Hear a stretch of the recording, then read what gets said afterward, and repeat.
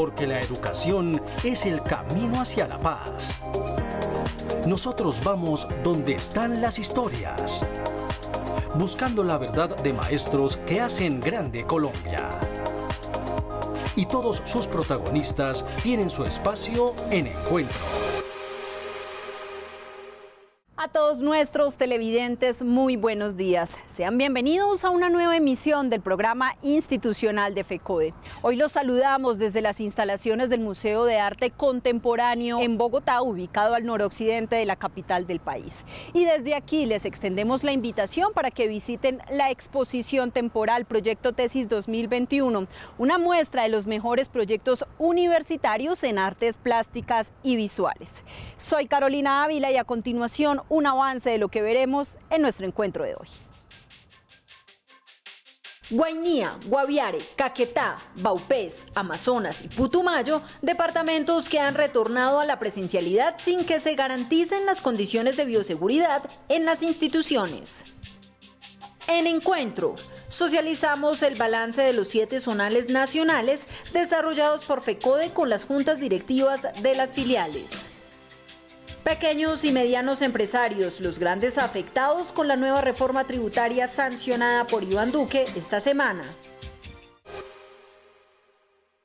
Y con la región de la Amazonía colombiana, hoy finalizamos el balance nacional que hemos venido realizando en varios programas para visibilizar el panorama actual del retorno a la presencialidad educativa en las instituciones oficiales del país. A puertas de un cuarto pico de la pandemia, son varias las preocupaciones que surgen en las comunidades educativas de regiones apartadas y abandonadas por el Estado. Por tal motivo, los sindicatos filiales de la región amazónica han registrado la situación actual de las instituciones educativas en estos 6 departamentos y a su vez han manifestado que el regreso a las aulas debe estar amparado por las condiciones pactadas en el Acta de Acuerdo 2021. La presencialidad, un tema que abarca la historia y la pandemia. Hoy se exige la presencialidad donde se refleja el estado de abandono de las instituciones, el 70% de los predios sin legalizar, una pandemia que cerró las aulas agudizando el deterioro de las mismas. En el Putumayo, los mandatarios de turno uno a uno han hecho eco de esa exigencia presencial. El Ministerio, por su parte, con las normas de bioseguridad, se olvidó del PAE, que estimula la permanencia, y el transporte escolar, el retorno a las aulas. Los elementos de bioseguridad no lograron tapar la verdad de nuestra realidad escolar. Si bien es cierto, el juzgado tercero penal del circuito no nos dio la razón con relación al no regreso a la presencialidad, sí permitió decirles a la Secretaría de Educación Departamental y Municipal, a la Secretaría de Salud, al Ministerio de Educación Nacional, que se deben tener en cuenta los protocolos de bioseguridad y desarrollar en esa dirección lo pertinente. Esto debido a que, si bien es cierto, el comportamiento en el sector urbano es de una manera, se presentan falencias en el sector rural, donde no hay agua potable, donde no hay energía, donde no hay conectividad. El tema de presencialidad en el departamento inició cuando no habían las condiciones previas. Como sindicato de ADEC siempre lo manifestamos, siempre hemos denunciado que se inició con algunas irregularidades en este proceso para hacer la escuela más segura. Pero seguimos trabajando, ya hemos tenido encuentros con Procuraduría en donde hemos denunciado y manifestado las irregularidades y estamos entre todos trabajando para ser garantes de este proceso. Es de resaltar que dentro del ABC del acuerdo firmado entre FECODE y el gobierno sobre la escuela biosegura está que el regreso a clases presenciales garantice los protocolos básicos de bioseguridad y que se incluyan los servicios de alimentación escolar, transporte y otras actividades curriculares complementarias, entre otros, que garanticen el cuidado de la vida, el bienestar de docentes, directivos, padres de familia, administrativos y estudiantes. Y Santander es otro de los departamentos que en medio de la presencialidad ha denunciado las graves afectaciones que en materia de infraestructura tienen las instituciones educativas públicas, situación que pone en riesgo a toda la comunidad educativa. Con el fin de continuar visibilizando el retorno a la presencialidad, el Sindicato de Educadores de Santander, SES, recorrió varias instituciones educativas del departamento. En la capital el panorama es preocupante. En la institución educativa Camacho Carreño en Bucaramanga han pasado más de 4 años desde que una de sus sedes fue demolida y a la fecha así se encuentra la construcción. El lote está abandonado y las excusas por las demoras son más frecuentes. Como estudiante veo que estamos afectados todos porque ahorita en tiempos de pandemia, ya ahorita pues entramos supuestamente a clases presenciales y donde estamos ubicados ahorita pues no se cuenta con las medidas adecuadas para el distanciamiento, para todas esas cosas, o sea, es imposible. Y a la sede a la que fueron trasladados mientras se termina la construcción que no avanza, impera el deterioro, los hongos, el moho, la humedad y las grietas, mientras que las baterías de baño están derruidas. En la zona rural el escenario es aún peor. En la escuela Santa Rosa, en el municipio de Barbosa, en la sede de primaria, en el corregimiento de Sitem, ocurre algo similar. Un compromiso de reconstrucción se quedó en veremos y la naturaleza reclama lo suyo. Un manto verde de pasto cubre la mayoría de espacios de la institución, ningún baño funciona y la estructura está a punto de venirse abajo. Demolieron un salón por la falla geológica que hay en esta parte y con el propósito de volverlo a hacer, pero es la hora que todavía no han empezado a construir. Es más, ni se tiene conocimiento si hay planos, si hay algún proyecto para realizar este salón. De otra parte, en Girón, el techo del Colegio Integrado Llano Grande sufrió afectaciones luego de un fuerte invierno antes de la pandemia y aún continúa sin ser arreglado, por lo que los estudiantes fueron trasladados a una casa que no cuenta con espacio suficiente. Esta sede es una casona antigua, sí hicieron el favor de adecuarla y todo, pero usted sabe que los espacios son muy reducidos, son habitaciones que no alcanzan a tener 5 por 6 metros. Entonces, al hacer la adecuación de los espacios necesarios que los niños necesitan, no podemos trabajar a mucho con 5 niños y eso tratando uno de hacer del espacio. Además, no contamos ni con polideportivos, talleres para prestar restaurante escolar, no hay espacios verdes, el espacio muy reducido. En general, el Sindicato de Educadores de Santander comprobó que son muchas las instituciones educativas que no cuentan aún con las garantías mínimas para que la comunidad educativa pueda desarrollar la presencialidad sin riesgos de contagio. Es momento para que el profesor Domingo Ayala Espitia, fiscal de FECODE, socialice temas de interés para los docentes del territorio nacional. Muy buenos días al magisterio colombiano, a la comunidad educativa y a la opinión pública en general. La Federación Colombiana de Trabajadores de la Educación viene afrontando todas las acciones de lucha y de presión para que efectivamente los acuerdos que se pactaron y cuyo proceso culminó el 7 del mes de agosto se desarrolle a plenitud. De tal manera que se han venido instalando las comisiones que son las que de alguna manera asumen el compromiso de desarrollar los cumplimientos de cada punto de negociación de estos acuerdos.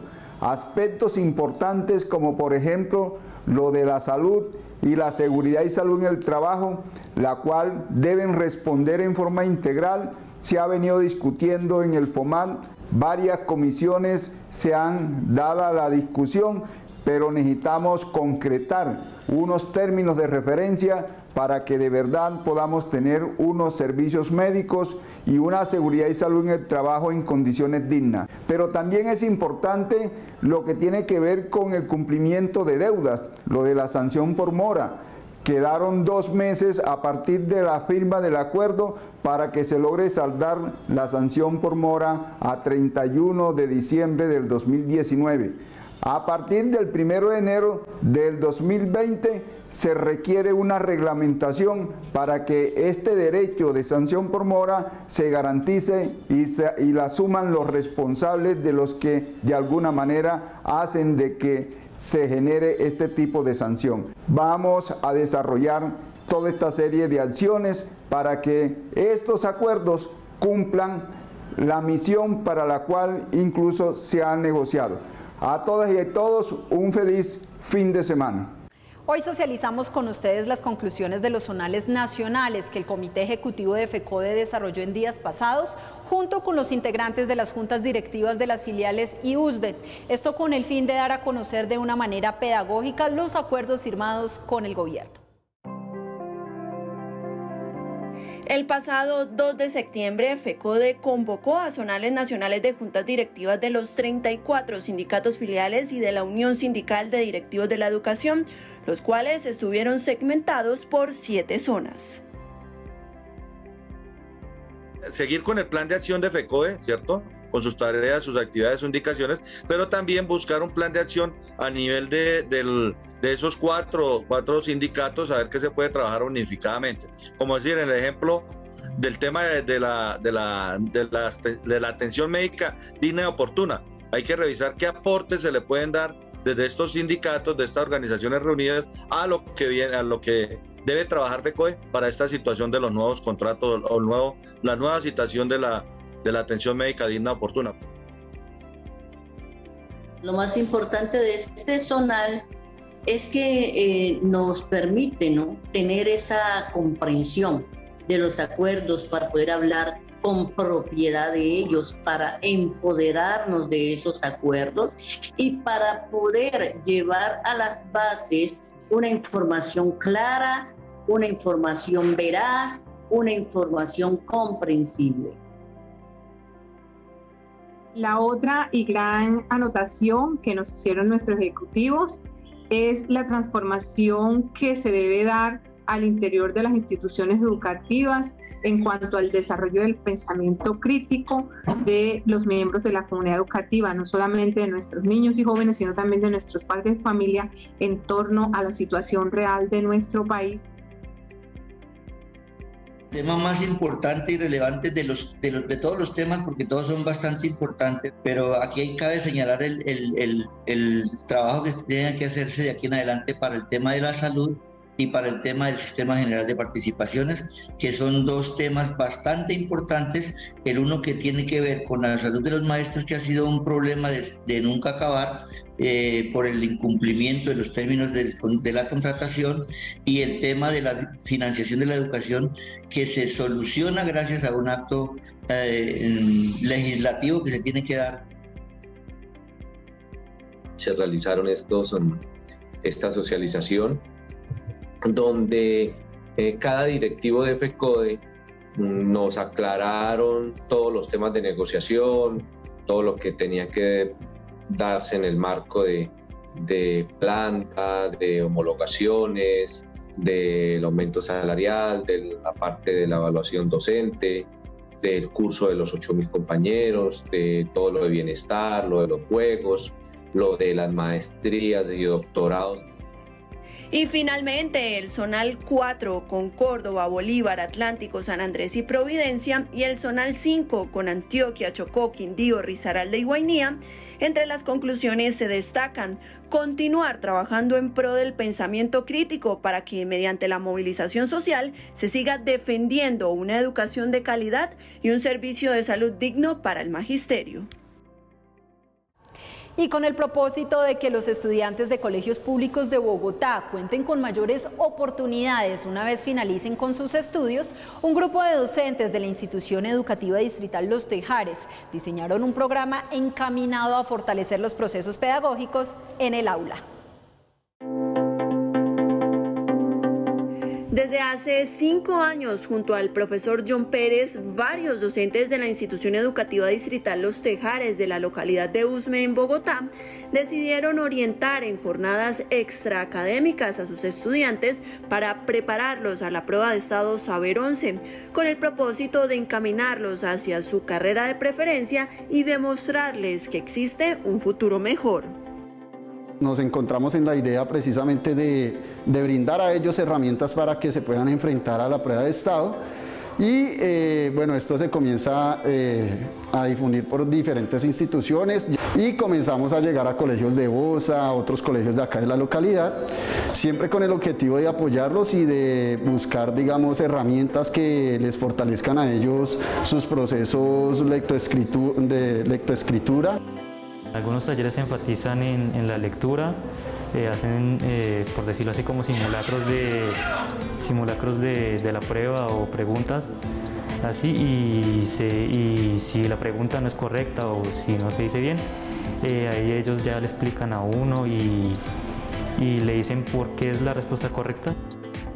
Esta increíble iniciativa, que empezó siendo los días sábados, ahora también se lleva a cabo los domingos, 3 horas diarias de manera virtual, y ya cuenta con más de 1.400 estudiantes de colegios públicos articulados a este maravilloso proyecto, que además de reforzar las asignaturas de matemáticas, física, química, ciencias naturales, sociales e inglés, también los forma con un pensamiento crítico y analítico, con el objetivo de que puedan razonar sobre la realidad social y hacer respetar sus derechos.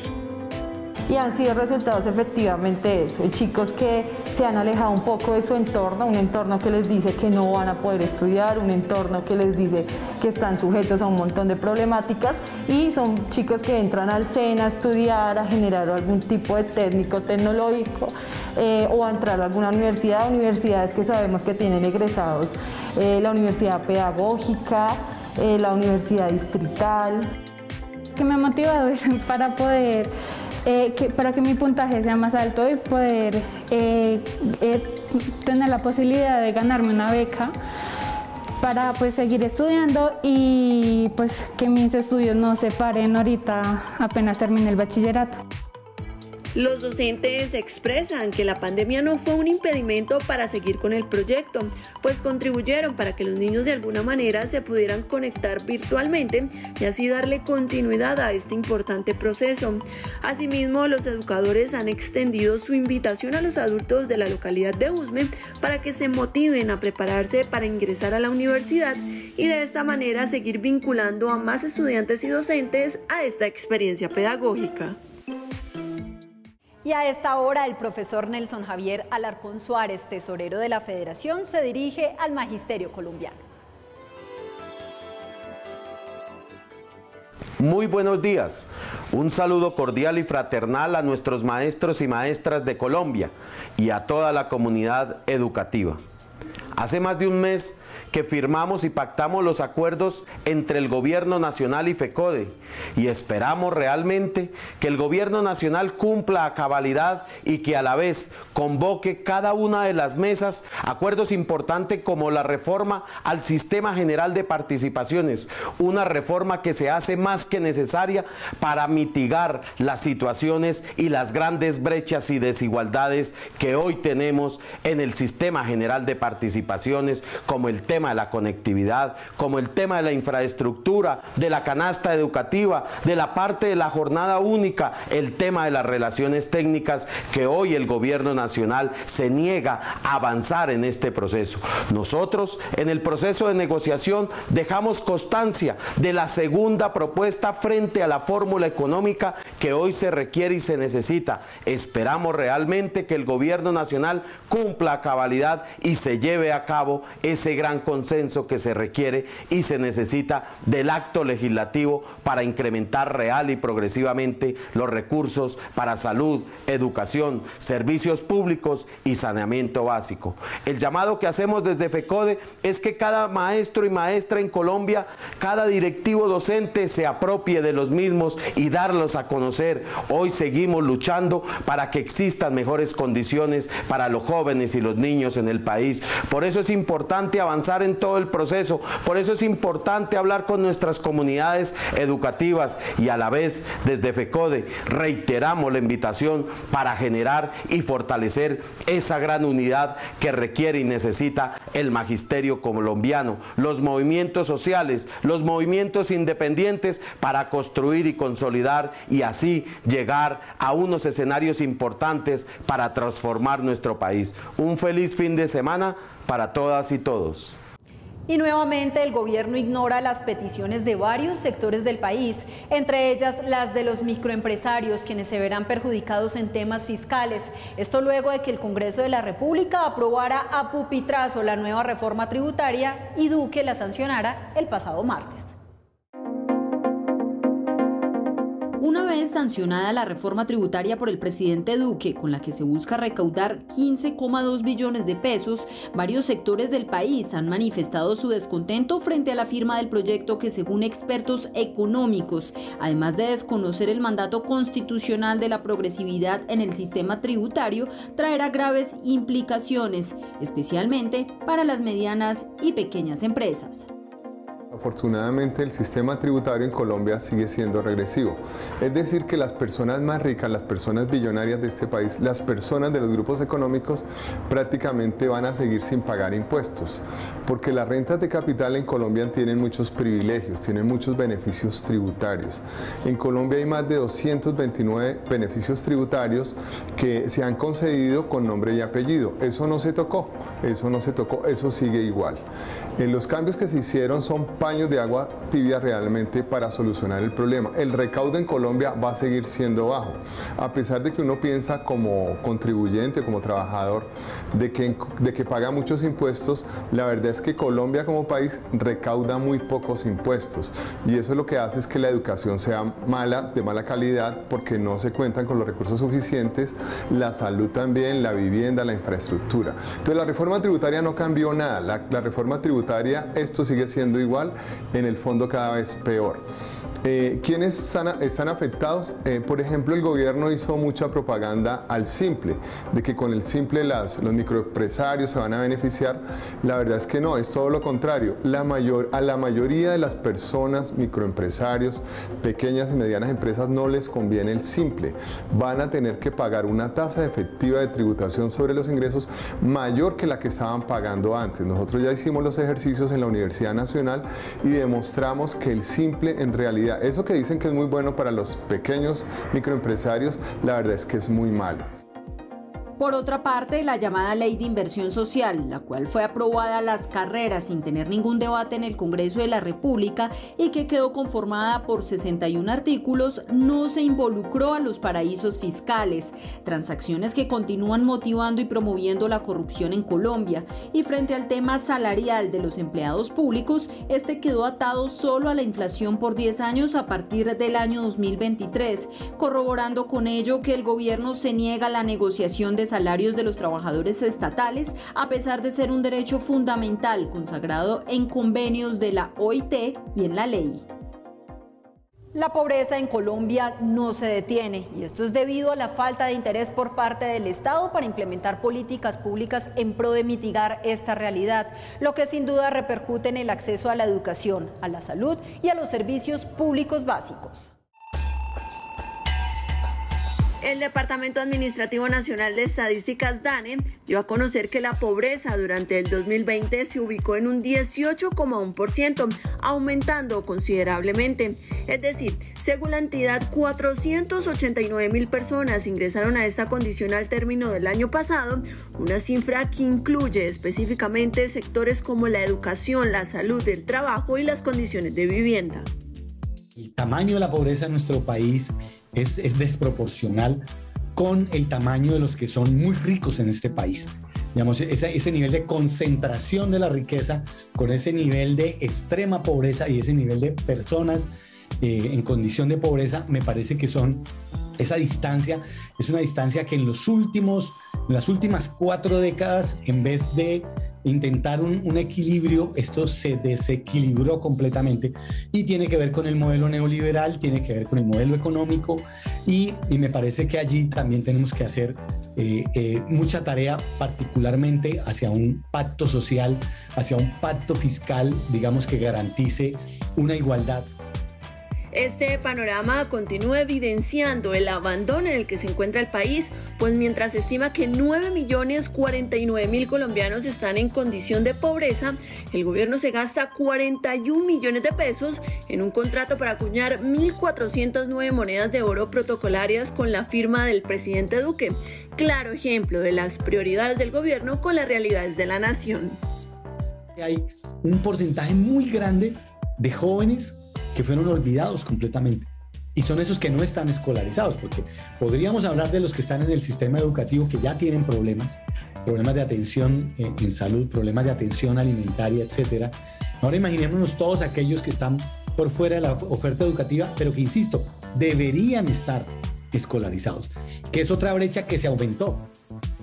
Dentro de la medición también se pudo establecer que en las zonas urbanas y las cabeceras municipales la pobreza pasó de 12,3% en 2019 a 12,5% en 2020, mientras que en el campo fue de 34,5% a 37,1%. Dentro de los sectores, el mayor retroceso estuvo en la inasistencia escolar, que pasó de 13,7 a 16,4 puntos. Lo más grave es que no existen políticas públicas por parte del gobierno encaminadas a atender esta situación, como reformar el sistema general de participaciones, ampliación de cobertura educativa o generación de empleos. Y no podemos finalizar nuestro programa de hoy sin el editorial del presidente de la Federación Colombiana de Trabajadores de la Educación, el profesor William Henry Velandia Puerto. Un saludo al magisterio colombiano, a todas las comunidades educativas y a todos quienes hacen parte de esa comunidad que propende por la formación integral de nuestra niñez y juventud en el marco del derecho fundamental a la educación con calidad y como responsabilidad del Estado. Destacamos hoy la arremetida contra los líderes, las lideresas, los maestros y maestras del país, el incremento de las amenazas y, por supuesto, los desplazamientos que estos originan y el llamado al gobierno nacional para garantía plena de los procesos que tienen que materializarse en el tratamiento que tiene que darse a los compañeros que hoy son víctimas de amenazas, de panfletos en las distintas regiones del país.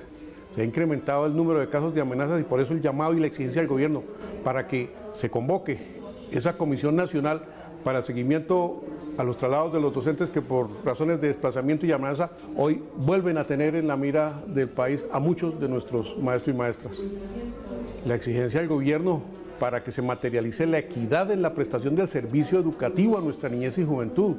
Hoy tenemos una problemática porque hay padres y madres de familia que no han podido enviar a sus hijos y que por el mismo tema del aforo no pueden estar de manera presencial en nuestras escuelas y colegios. La exigencia para que se materialicen los elementos de conectividad, los insumos tecnológicos y los procesos de equidad, porque no se puede utilizar como chantaje el PAE para obligar a que los padres de familia manden los niños y las niñas a la escuela. No, ese es un derecho de los niños y las niñas y aprovechamos para destacar al gobierno la exigencia y el seguimiento a los procesos que como el PAE tienen que tener una mirada clara en el manejo de los recursos, en la eliminación de esa corruptela que se ha entronizado en estos procesos y que por supuesto también hoy desde la Federación le exigimos al gobierno y qué pasó con el tema de la conectividad, porque se perdieron los 70.000 millones y hoy la exigencia es que se devuelva esa plata, pero no solo que se devuelva, se castiga a los reemplazos y se materialice la conectividad, más hoy cuando la necesitamos en nuestras escuelas y colegios del sector rural, donde prácticamente este derecho de nuestros niños, de nuestras niñas, de nuestras comunidades educativas es cero. Y el llamado al gobierno nacional para materializar los actos administrativos, convocar esa mesa de alto nivel para la financiación, la dinámica del estatuto docente, los procesos que tienen que ver con ese proceso de la implementación y por supuesto la nivelación y el pago del retroactivo de los maestros y maestras conforme al derecho que les asiste y que ya están definidos en los actos administrativos y que hacen parte del patrimonio salarial de los maestros y maestras del país. Hoy con los maestros y maestras estamos en alerta en todos estos temas y le decimos al gobierno nacional, los maestros estamos cumpliendo, exigimos cumplimiento y respeto a los acuerdos por parte del gobierno nacional. Hasta aquí nuestro encuentro de hoy. Recuerden que toda la información la pueden encontrar a través de nuestras redes sociales oficiales y en la página web www.fecode.edu.co. Este espacio informativo también lo pueden encontrar en nuestro canal de YouTube, así que suscríbanse y compártanlo. Y la invitación, una vez finalice nuestro programa, es a que sintonicen a través de Colmundo Radio la radio revista Encuentro para que continúen informados de todo el acontecer educativo y sindical. Gracias por su sintonía y nos reencontramos el próximo sábado a partir de las 7 de la mañana por Teleantioquia. Feliz día y feliz semana.